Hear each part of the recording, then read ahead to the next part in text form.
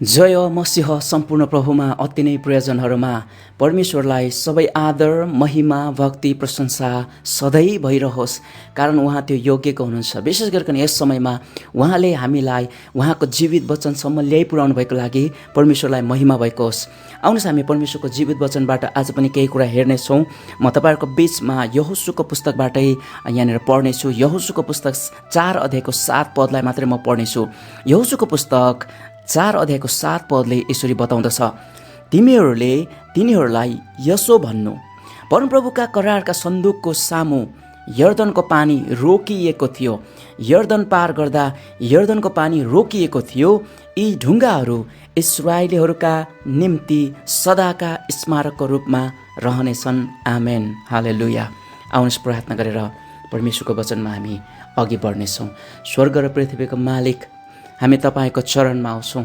हामी कमजोर छौँ, तर तपाईँको कृपाले हामी जिएका छौँ। हामीलाई यो समयमा तपाईँको वचनको प्रकाशहरू खोल्नुहोस्। वचनको प्रकाशहरू बुझ्नलाई तपाईँ परमेश्वरले हाम्रा हृदयहरू चाहिँ खोलिदिनुहोस्। अनि यो समयमा प्रचारका सबै कुराहरू र सुन्ने सबै कुराहरू तपाईँको नियन्त्रणबाट तपाईँको महिमाको लागि हुन सकुन् भनिकन बिन्ती प्रार्थना चढाउँछौँ येशू प्रभुको नाउँमा, आमेन, आमेन, हालेलुया। प्रिय हामी यो 4 अध्यायमा आइपुग्दाखेरि, यहोशूको पुस्तक 4 अध्यायमा जब आइपुग्छौँ, यहाँनिर परमेश्वरले चाहिँ यहोशूलाई चाहिँ त्यहाँबाट जसै उनीहरूले यर्दन नदी पार गरेका हुन्छन्, त्यहाँबाट ढुङ्गा उठाएर ढुङ्गा ल्याएर उनीहरूले त्यो नै चिन्हको रूपमा, है, स्मारकको रूपमा, उनीहरूले सम्झनाको रूपमा उनीहरूले चाहिँ ढुङ्गा राख्नुपर्ने हुन्छ। अनि त्यो ढुङ्गा उनीहरूले उठाए अनि उठाउँदै गर्दा 12 कुलले 12वटा ढुङ्गाहरू लिएर राखे। अनि त्यो ढुङ्गाहरूको बारेमा आफ्ना नयाँ पुस्ताले सोध्दै गर्दा चाहिँ तिनीहरूले भन्नुपर्ने कुरा चाहिँ के थियो भन्दाखेरि, यहाँनिर उनीहरूले भन्नुपर्थ्यो कि यर्दनको नदी कसरी 2 भाग भयो र त्यहाँबाट परमेश्वरले कसरी लिएर आउनुभयो भन्ने कुराको उनीहरूले चाहिँ त्यो कुरा बताउनु पर्थ्यो। अनि यो सम्झनाका ढुङ्गाहरूको मुख्य उद्देश्य चाहिँ परमेश्वरको महिमा, परमेश्वरले गर्नुभएको महान काम नयाँ पुस्तालाई बताउने कुरा थियो। अनि यहाँ 7 पदले भन्छ कि तिमीहरूले यसो भन्नु कि परमप्रभुका करारको सन्दुकको सामु यर्दनको पानी रोकिएको थियो। यर्दन पार गर्दा यर्दनको पानी रोकिएको थियो। अनि यी ढुङ्गाहरू इस्राएलीहरूका निम्ति सदाका स्मारकको रूपमा रहनेछन्। अनि यहाँ भन्नुपर्ने कुरा चाहिँ के थियो भन्दाखेरि, करारको सन्दुकको सामु यर्दनको पानी रोकिएको थियो। हामीले 3 अध्यायमा जब हामी हेर्छौँ, त्यहाँनिर हेर्दै गर्दाखेरि पुजारीहरूले चाहिँ करारको सन्दुक बोके। अनि त्यो यर्दनको पानी बाढीले गर्दाखेरि वार पार छचल्किँदै गरेको त्यो ठुलो नदी, फैलिएको नदीलाई जब पुजारीहरूले आफ्नो पाइला टेकिने, जसै पानीमा पुजारीहरूले पाइला टेक्छन् त्यहाँ चाहिँ पानी चाहिँ माथितिरको माथि नै अडियो तलतिर जाने, त्यो चाहिँ त्यो मृत्यु सागरमा जाने सबै गएर सुक्खा भयो भनिकन वचनले भन्दछ। अनि त्यहाँबाट इस्राएलीहरू पार गरे भनिकन त्यहाँनिर 3 अध्यायले बताउँदछ। अनि तर यहाँनिर जब 4 अध्यायमा हामी आइपुग्छौँ नि, यहाँनिर इस्राएलीहरूले त्यो सम्झनाको ढुङ्गाको बारेमा नानीहरूले नयाँ पुस्ताले सोध्दै गर्दाखेरि उनीहरूले चाहिँ त्यस्तो भन्नुपर्थ्यो। यहाँनिर यसो भन्नुपर्थ्यो कि करारको सन्दुकको सामु चाहिँ पानी रोकियो, यर्दनको पानी रोकिएको थियो भनिकन भन्नुपर्थ्यो। 3 अध्यायमा लेख्दै गरेको कुरा पुजारीहरूले पाइला टेक्ने बित्तिकै पानी रोकियो भनिकन भनेको छ। तर यहाँनिर जसै सम्झनाको ढुङ्गाहरू राखेर नानीहरूलाई भन्नुपर्थ्यो, सिकाउनु पर्थ्यो त्यो सम्झनाको ढुङ्गा राख्नुको कारण र अर्थ चाहिँ के हो भनिकन, त्यो बेलामा उनीहरूले यहाँनिर पुजारीको कारणले गर्दा पुजारीले चाहिँ पानीलाई रोके भनेर भन्न पाउने थिएनन्। यहाँनिर इस्राएलीहरूले नयाँ पुस्तालाई एउटा महत्त्वपूर्ण कुरा भन्नुपर्ने थियो। त्यो चाहिँ के थियो भन्दाखेरि, करारको सन्दुकको अघि भनेर भन्नुपर्थ्यो। यहाँनिर पुजारीको पाइलाले भन्न पाउँथेन। यहाँनिर हो पुजारीले पाइला टेक्दै गर्दाखेरि त्यो पानी रोकिएको थियो, तर पुजारीले करारको सन्दुक बोकेका थिए।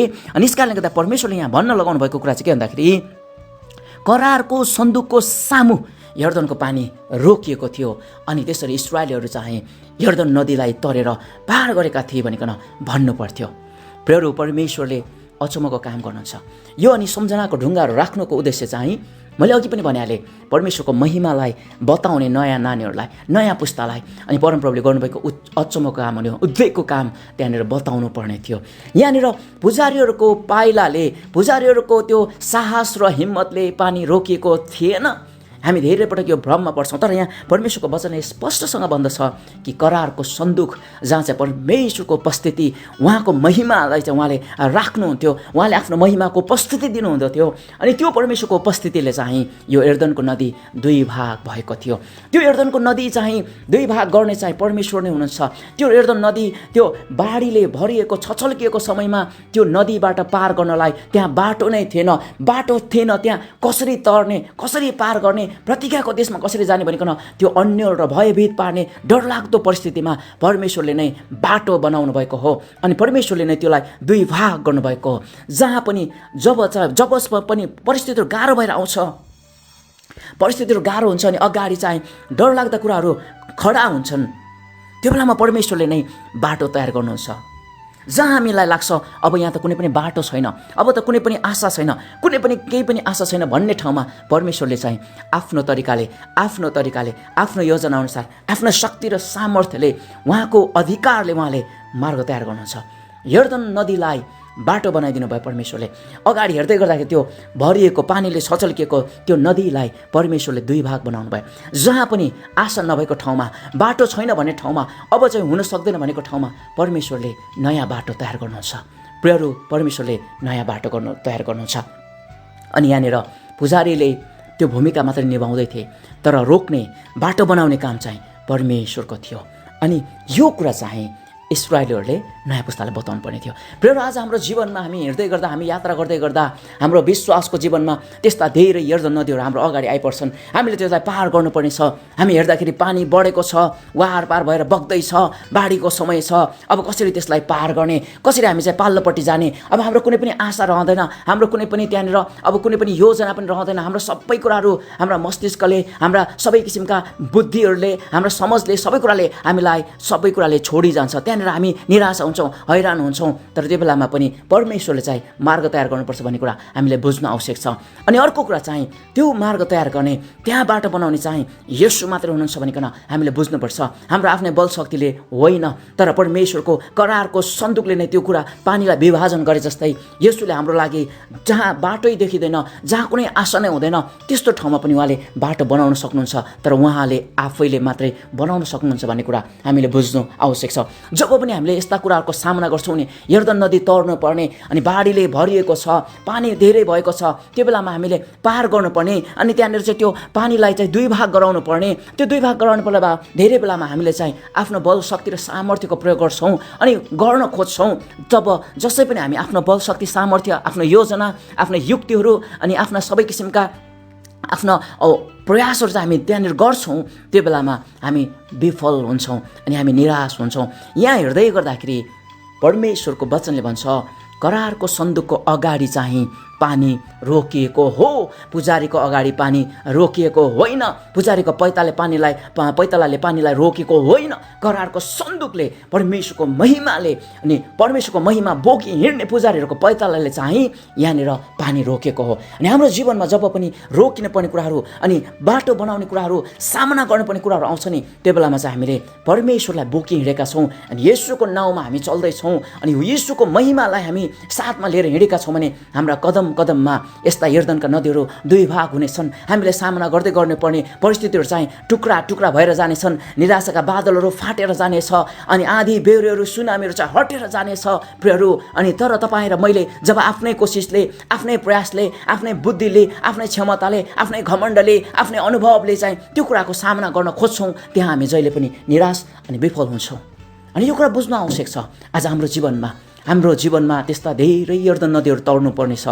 हामी कति तरेर आयौँ, लड्दै पड्दै हामी आयौँ, परमेश्वरको कृपामा हामी त्यो कुराहरूलाई पार गरेर आयौँ। अझ हाम्रो जीवनमा आउँदा दिनहरूमा अझ धेरै यर्दन नदीहरू बाढीले भरिएको, पानीले छचल्किरहेको, अब कुनै पनि आशा नभएको, कसरी हो, कहाँबाट हो, के गर्ने भनिकन भन्नुपर्ने अवस्थाहरू थुप्रै आउनेछन्। तर त्यो बेलामा प्रियहरू, तपाईँ र मैले करारको सन्दुक बोकी हिँडेका छौँ भने, अर्थात् येशूको महिमालाई हामी बोकी हिँडेका छौँ भने, परमेश्वरको अगुवाईमा हामी चल्दैछौँ भने, परमप्रभुमा हामी भरोसा राख्दैछौँ भने, सबै यर्दन नदीहरू दुई भाग हुनेछन्। जसै हामी कदमहरू चाल्नेछौँ, परमेश्वरले बाटोहरू तयार गर्न थाल्नुहुनेछ, पानीलाई रोक्न थाल्नुहुनेछ, आँधीलाई शान्त बनाउन थाल्नुहुनेछ, रोग र महामारीलाई उहाँले पूर्ण रूपमा नष्ट गर्न थाल्नुहुनेछ, सबै किसिमका डरलाग्दा कुराहरू अनि मडारिएका बादलहरूलाई परमप्रभुले हटाउन थाल्नुहुनेछ।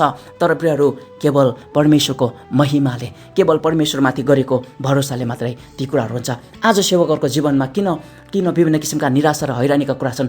आज विश्वासीको जीवनमा किन यर्दनका नदीका पानीहरू दुई भाग भएका छैनन्? किन भन्दाखेरि हामी विश्वासीहरूले परमेश्वरमा भरोसा राख्दैनौँ। हामी विश्वासीहरूले परमेश्वरको महिमालाई बोक्ने कुरालाई हामी वास्ता गर्दैनौँ। हामी विश्वासले परमेश्वर येशूले मात्रै गर्नुहुन्छ भन्ने कुराको हामीलाई त्यो कुराको निश्चयतामा हामीलाई आउन गाह्रो छ। अनि त हामी आफ्नै कोसिसले कतिपटक तर्न खोज्दै गर्दा यर्दन नदीको त्यो पानीमाथि पाइला लाग्दै गर्दाखेरि अनि हामी कति चाहिँ बगिसक्यौँ होला, कति चाहिँ बिचल्ली भइरहेका छौँ होला, कतिलाई चाहिँ हामी त्यहाँनिर पानीमा डुब्न आँटेका छौँ होला, अनि हामी चाहिँ आया आथा गर्दैछौँ होला, हारगुहार गर्दैछौँ होला। प्रियहरू, येशूको अगुवाईमा परमेश्वरको महिमा बोकी हिँड्दै गर्दाखेरि हाम्रो पाइलामा, हाम्रो कदममा त्यो सामर्थ्य र त्यो अचम्मको नि उद्वेगको कुराहरू परमेश्वरले राखिदिनुहुन्छ। न त बलले न शक्तिले परमेश्वर भन्नुहुन्छ, उहाँको आत्माले। यहाँनिर यो सम्झनाको ढुङ्गाहरू राख्दै गर्दा परमेश्वरले भन्न लगाउनु भएको कुरा चाहिँ के हो भन्दाखेरि यर्दनको नदी रोकिएको हो, यर्दनको नदी दुई भाग भएको हो, त्यहाँबाट सुक्खा जमिनमा हामी हिँडेर आएका हौँ, तिम्रा सबै पुर्खाहरू भनिकन नानीहरूलाई भन्नु पर्थ्यो। तर त्यो भन्दै गर्दाखेरि के कारणले रोकियो त, कसरी त्यस्तो रोकियो त, कुन शक्ति र सामर्थ्यले रोकियो त भन्ने कुरा बताउनु पर्थ्यो। त्यो चाहिँ करारको सन्दुकको अगाडि पानी रोकिएको थियो भनिकन उनीहरूले भन्नु पर्थ्यो। आज पनि प्रियहरू, परमेश्वरले तपाईँ र मेरो जीवनमा त्यही महान काम गर्न सक्नुहुन्छ। यर्दनको पानीलाई रोक्न सक्नुहुन्छ अनि सबै किसिमका असाधारण कुराहरू परमेश्वरले गर्न सक्नुहुन्छ। बाटो नभएको ठाउँमा परमेश्वरले बाटो तयार गर्न सक्नुहुन्छ अनि हामीलाई कुनै पनि आशा नभएको ठाउँमा उहाँले आशा देखाउन सक्नुहुन्छ, आशा उत्पन्न गराउन सक्नुहुन्छ, नयाँ आशाले त्यो ठाउँलाई भर्न सक्नुहुन्छ अनि निराशालाई चाहिँ आशाले भर्न सक्नुहुन्छ। तर एउटै कारणले अनि एउटै कुराबाट, त्यो चाहिँ उहाँमाथिको भरोसा र उहाँको महिमालाई बोकी हिँड्दै गर्दा अनि पवित्र आत्माको शक्तिमा, अभिषेकमा ती कुराहरू हुन्छन्। अनि आज तपाईँ र म आफ्नै बल शक्तिमा कोसिस गर्ने होइन, निराशा र हैरान हुने पनि होइन, किनकि येशूको महिमा अनि येशूको अनुग्रह, येशूको कृपा, उपस्थिति, उहाँको अभिषेक हाम्रो जीवनमा भएको कारणले गर्दा उहाँलाई बोकी हिँडे, उहाँमा विश्वासमा चले, बाँकी सबै कुराहरू येशूले गर्नुहुन्छ। हालेलुया। अनि जब तपाईँ र मैले परमेश्वरलाई बोकी हिँड्छौँ, उहाँको महिमालाई बोकी हिँड्छौँ, उहाँको विश्वासमा हामी, उहाँको अगुवाईमा, वचनमा हामी चल्छौँ, पवित्र आत्माको निर्देशनमा हामी चल्छौँ अनि हाम्रो पाइलाले, हाम्रा कदमहरूले त्यस्ता खालका सबै किसिमका यर्दन नदीहरू दुई भाग गराउँदै गर्दा, विभाजन गर्दै गर्दा, पानीहरू सुखाउँदै गर्दा, हाम्रो जीवनमा असाधारण कामहरू हुँदै गर्दाखेरि हामीले त्यहाँनिर त्यो कुरालाई हाम्रो हृदयमा राख्नु अनि त्यो नयाँ आउने नानीहरूलाई, नयाँ पुस्तालाई त्यो कुरा बताउनु आवश्यक छ। अनि जब पनि परमेश्वरले असाधारण काम गर्नुहुन्छ, हाम्रो जीवनमा आशिष गर्नुहुन्छ, धेरै पटक त्यसको चाहिँ हामीले चाहिँ श्रेय चाहिँ आफैले नखोज्छौँ। मैले यसरी गरेँ, उसरी गरेँ, यहाँ गरेँ अनि त्यहाँ गरेँ अनि यसो भयो उसो भयो भन्छौँ। तर हामीले परमेश्वरले गर्नुभयो भन्ने कुरालाई हामी बिर्सी पठाउँछौँ। यहाँनिर यो सम्झनाको ढुङ्गाको बारेमा उनीहरूले बताउँदै गर्दा, इस्राएलीहरूले बताउँदै गर्दा एउटै कुरा मात्रै भन्नु पर्थ्यो, यहाँनिर परमेश्वरले करारको सन्दुकको अगाडि पानी रोक्नुभयो। यहाँ पुजारीको नाम पनि आएको छैन, यहाँनिर पुजारीले यस्तो गरे उसो गरे भन्ने कुरा पनि छैन। यहाँ 7 पदले भन्छ, करारको सन्दुकको सामु यर्दनको पानी रोकिएको थियो। प्रियहरू, हामीले केही पनि गर्न सक्दैनौँ, हामी आफैमा केही पनि छैनौँ। जब येशूमा हामीमा हुनुहुन्छ, पवित्र आत्मा हामीमा हुनुहुन्छ, वचनले भन्दछ हामी सबै कुरा गर्न सक्छौँ, सबै कुरा गर्न सक्छौँ। यस कारणले गर्दा हामीले जे पनि गरेका छौँ उहाँको आत्मामा, पवित्र आत्माको अभिषेकमा, उहाँको निगाह र कृपामा नै हामीले गरेका छौँ। अनि हामीले बुझ्नुपर्ने, हामीले स्वीकार्नु पर्ने अनि हामीले त्यो कुरालाई मनन गर्नुपर्छ कि हाम्रो जीवनमा जे पनि असाधारण काम भएका छन्, जे पनि उद्वेगका कुराहरू भएका छन्, जे पनि आशिषका कुरा भएका छन्, जहाँ पनि बाटो नभएको ठाउँमा बाटोहरू बने अनि हामी पार गरेर आयौँ, ती सबै कुरा हाम्रो बल शक्तिले, हाम्रो क्षमताले, हाम्रो अनुभवले थिएन, तर ख्रीष्टको अनुग्रहले, उहाँको महिमाले, उहाँको उपस्थितिले अनि आत्माको अगुवाईले नै ती कुरा भएका थिए भन्ने कुरा हामीले मानिलिनुपर्छ। अनि त्यो कुरालाई हामीले स्वीकार्नुपर्छ र हाम्रो नयाँ पुस्तालाई त्यो कुरा बताउनुपर्छ। धेरै पटक हामी चाहिँ आफ्नै बयान गर्छौँ, आफ्नै व्याख्या गर्छौँ अनि परमेश्वरलाई हामी पर राख्छौँ, परमेश्वरलाई हामी पिठो फर्काइदिन्छौँ। प्रियहरू, सम्झनाको ढुङ्गाले यही कुरा बताउँछ, परमेश्वरले चाहिँ महिमाको अगुवाईमा उहाँले असाधारण काम गर्नुहुन्छ, अचम्मको अनि उद्वेगको काम गर्नुहुन्छ। अनि त्यो कुरा चाहिँ हामीले बुझेर अनि नयाँ पुस्तालाई छोड्नुपर्छ। प्रियहरू, तपाईँ आज त्यो नदीको सङ्घारमा आउनुभएको छ अनि यर्दन नदीलाई तर्नु पर्ने छ अनि तपाईँ आफ्नै बल शक्तिले कोसिस गर्दै हुनुहुन्छ भने त्यो कुरालाई पर राख्नुहोस्, परमेश्वरको करारको सन्दुकलाई बोक्नुहोस्, परमेश्वरको वचनमाथि विश्वास राख्नुहोस् अनि येशूमाथि भरोसा गर्नुहोस्, पवित्र आत्माको अगुवाईमा कदम चाल्नुहोस्। निश्चय पनि यर्दन नदी दुई भाग हुनेछ, परमेश्वरले बाटो बनाउने हुनेछ। तपाईँलाई अन्योलताले घेरेको छ होला, तपाईँलाई वरपर हेर्दा गर्दाखेरि सबै अँध्यारो मात्र देख्दै हुनुहुन्छ होला, तर प्रियहरू त्यहाँ पनि ज्योति चाहिँ परमेश्वरले चम्काउन सक्नुहुन्छ। हालेलुया।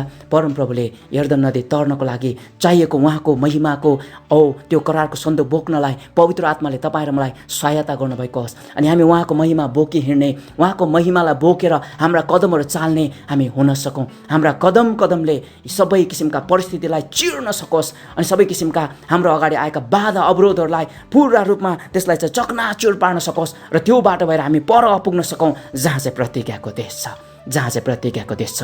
अनि सबै कुरामा परमेश्वरलाई महिमा दिन सकौँ, परमेश्वरलाई आदर गर्न सकौँ र नयाँ पुस्तालाई परमेश्वरको महिमा गर्ने, परमेश्वरको उद्धारको काम अनि उहाँको करारको सन्दुकले के गर्छ, उहाँको महिमाले के गर्छ भन्ने कुरा हामी बताउन सकौँ अनि हामी चाहिँ नयाँ पुस्तालाई त्यो कुरा छोड्न सकौँ। हालेलुया।